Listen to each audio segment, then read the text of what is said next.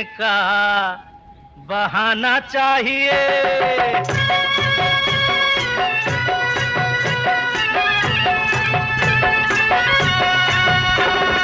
पीने वालों को पीने का बहाना चाहिए।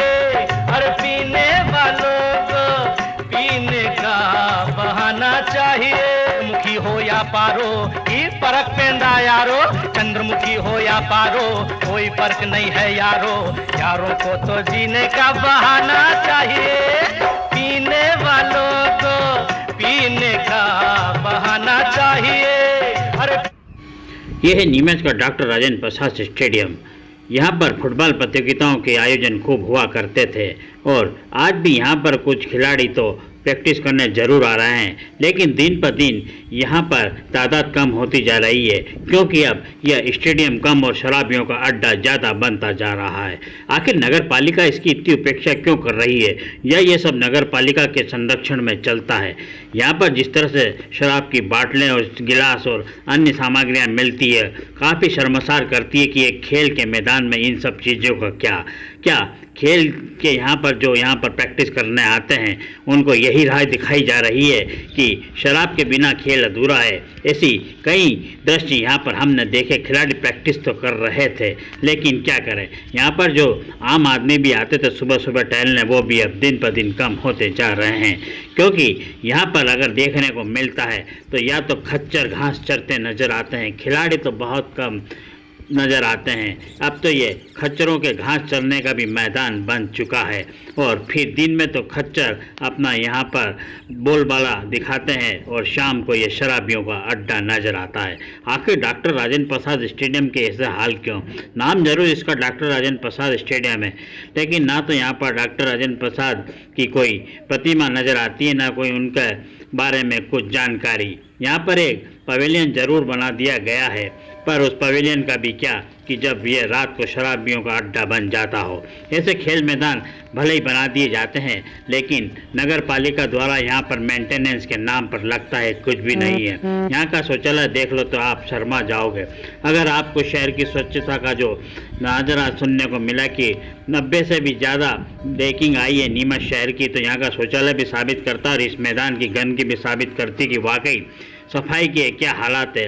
आखिर क्यों नहीं ताला लगता है? यहाँ के जो मेन गेट बना उस पर पता नहीं बना जब से भी दरवाज़ों पर रंग किया गया या नहीं। जर्जर अवस्थाओं में यहाँ कर दरवाजे तथा यहाँ की जो हालात सीढ़ियों की जो स्टेडियम है बस से बदतर हालात में है। आखिर क्या भ्रष्टाचार की भेंट चढ़ा है या अधिकारियों की उपेक्षा की भेंट चढ़ा हुआ है यहाँ का ये स्टेडियम?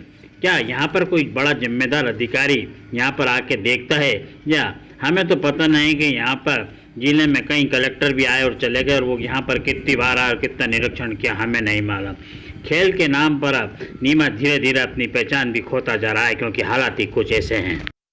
आइए अब लगे हाथ तरण पुष्कर भी देख लीजिए, जो कि तत्कालीन मुख्यमंत्री वीरेंद्र कुमार सकलेचा के द्वारा 1978 में 10 मई 1978 को उद्घाटन हुआ था। इसका नवसंगारित पद्म तरण पुरस्कार का भी उद्घाटन कर दिया गया, लेकिन उद्घाटन कर देने से ही कोई सारी समस्याएं हल नहीं हो जाती। जब हम अंदर गए और देखा कि इसकी हालत कैसे ख़राब है, अभी तक निर्माण कार्य पूरा नहीं हुआ है। बताया जाता है कोई ठेकेदार कभी आता या आता भी नहीं है, कुछ नहीं कहा जा सकता। आखिर क्या ये भी भ्रष्टाचार की भेंट चढ़ रहा है नगर पालिका के जिम्मेदारों के द्वारा? आखिर ऐसे हालात क्यों हैं? काफ़ी समय से ये ऐसी उपेक्षाओं का शिकार पड़ा हुआ है। आखिर क्यों नहीं इसका निर्माण कार्य शीघ्र पूरा हो रहा है? माना कोरोना काल जरूर था, लेकिन कोरोना काल में भी अब कार्य शुरू हो चुके हैं। बावजूद इसके धीमी गति से रेंगता हुआ इसका कार्य कई सवाल खड़े कर रहा है। और नीमच का आखिर लोग राह बिछाएं जो नीमच की स्विमिंग प्रतिभा जो तैरने के लिए प्रतियोगिताओं में हिस्सा लेती हैं और अपना प्रैक्टिस के लिए उन्हें यह नहीं मिल पा रहा है। आखिर भ्रष्टाचार इतना है ज़्यादा कि इसका कार्य कहीं ना कहीं बाधित होता भी नज़र आ रहा है।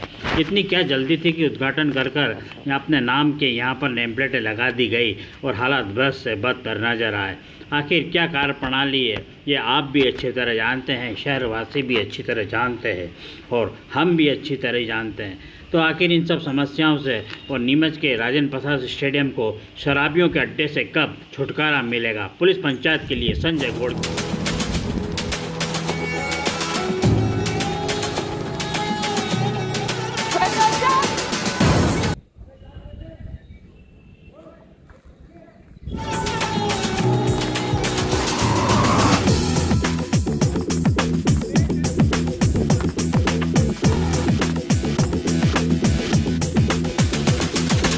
करिए नस नस मेरी खोले, हाय कुछ करिए